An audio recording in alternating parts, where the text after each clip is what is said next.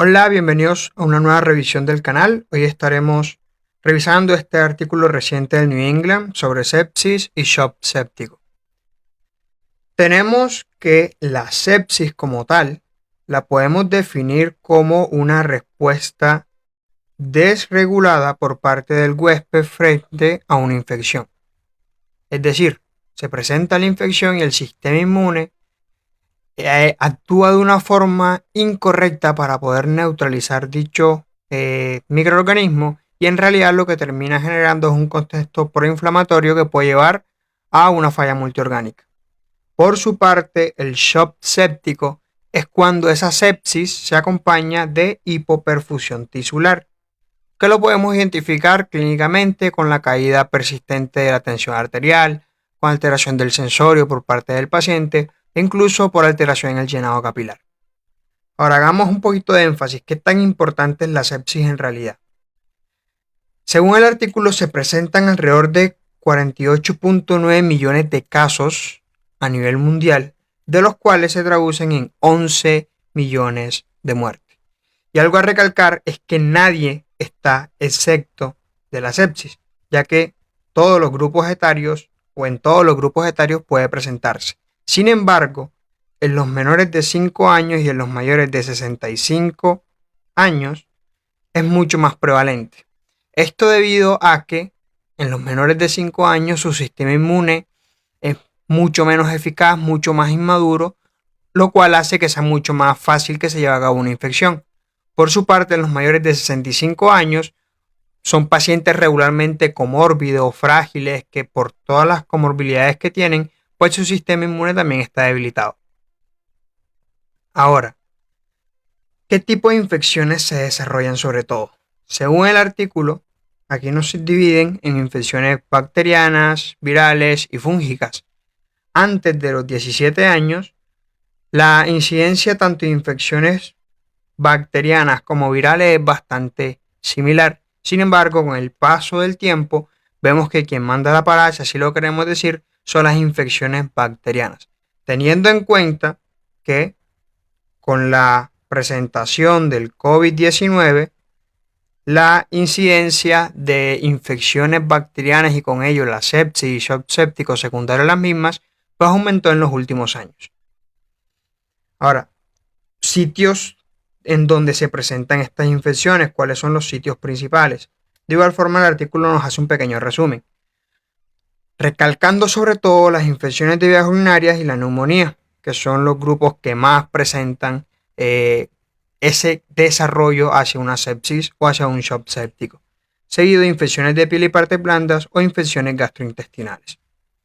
Ahora, como les venía comentando, básicamente cuando se presenta la sepsis desde el punto de vista fisiopatológico es por una disregulación frente a una infección que común y corriente se puede presentar en una persona.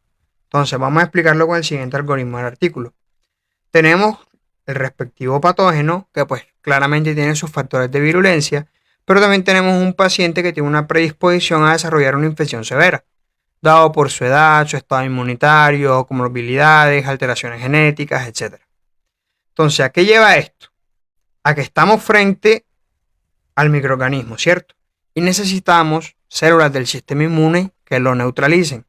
Estas células del sistema inmune se van a empezar a desarrollar de forma disregulada. Y a pesar de estar desarrollándose, su actividad no va a ser óptima. Va a haber una hipofuncionalidad de la misma y a su vez puede haber un agotamiento por parte de los linfocitos T. Todo esto se traduce en que vamos a tener muchas células del sistema inmune tratando de neutralizar unos microorganismos, pero no logra neutralizarlo. Y en realidad, lo que está generando es un contexto proinflamatorio que en primera instancia es local. Sin embargo, esto se termina traduciendo en un bucle. Y es que como no se logra producir la infección, se siguen generando más células del sistema inmune y así sucesivamente. Lo que me lleva a un CIRS, a una inflamación cada vez mucho más grande y a su vez me puede llevar al paciente en el fallo multiorgánico. Clínicamente, ¿cómo se va a presentar? El paciente puede llegar con alteración en el sensorio, encefalopático, con dificultad respiratoria, un síndrome de estrés respiratorio agudo, falla renal, en shock, con alguna cardiopatía, con alguna falla hepática. Como podemos ver, en realidad la presentación de la sepsis es bastante, pero bastante amplia. Sobre todo en el artículo hacen énfasis de que todo paciente que a nosotros se nos presente con alteración en el sensorio, con taquipnea, sobre todo si tiene fiebre y tiene un foco infeccioso bajo la sospecha, pues deberíamos descartar sepsis dentro de los diagnósticos diferenciales. Además de esto, no hacen tanto énfasis en la parte de los estudios a solicitar, sino que más que todo nos mencionan el cómo identificar rápidamente una sepsis y cuáles son los pilares de abordaje del mismo. Sin embargo, pues sabemos que claramente un hemograma nos puede ayudar para identificar una infección, reactantes de fase aguda, el mismo lactato para saber si el paciente está en shock o no. Ahora, ¿cuáles son esas claves en el tratamiento? En realidad son 4 claves las cuales fundamenta el artículo. En primera instancia, el uso antimicrobiano lo más pronto posible. Ahora, ¿qué antibiótico vamos a iniciar? Esto va a depender de el sitio de infección, la epidemiología local y del huésped per se. El sitio de infección y la epidemiología local, pues esto nos va a ayudar a identificar los posibles gérmenes y sobre todo si existe riesgo de resistencia o no.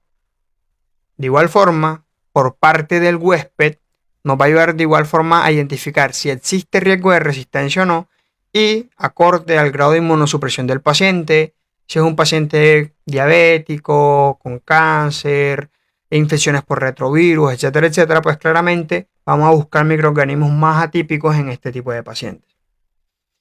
La fluidoterapia, ellos siguen recalcando en el artículo el utilizar 30 mililitros por kilo de peso de cristaloides balanceados en las primeras 3 horas. Sin embargo, esto es algo que es bastante debatido y algo pues es que en lo personal no estoy bastante de acuerdo por el hecho de que siempre debemos individualizar. No es lo mismo utilizar estos volúmenes de líquidos en un paciente de 21 años, joven, que quizás te puede tolerar un poquito más esas grandes cantidades de líquido, a un paciente anciano, cardiópata, que si le suministramos, no sé, si le vamos a suministrar 30 cc por kilo de peso y el paciente pesa 30 kilogramos, le estaremos suministrando más de 2000 cc. Fácilmente un paciente cardiópata te hace un edema agudo de pulmón o alguna complicación secundaria a esa cantidad de líquidos tan alta. Entonces, como siempre les digo, individualizar e ir evaluando la respuesta con la presión arterial y demás del paciente. Si el paciente está en el contexto del shock séptico, pues claramente se va a requerir el uso de vasopresores. De primera línea, norepinefrina, seguido por la vasopresina. Y por último y no menos importante, la terapia vasopresora continua. Y es algo a tener en cuenta, y es que si la vamos a utilizar, sí o sí debemos iniciar corticoides intravenosos a dosis de estrés para mejorar los resultados clínicos en los pacientes. Sobre todo en el artículo hacen énfasis en la hidrocortisona 200 miligramos cada día. Con esto hemos terminado el video de hoy, espero que te haya gustado. Si es así, considera suscribirte al canal y activar la campana de notificaciones para que estés atento a todo nuestro contenido.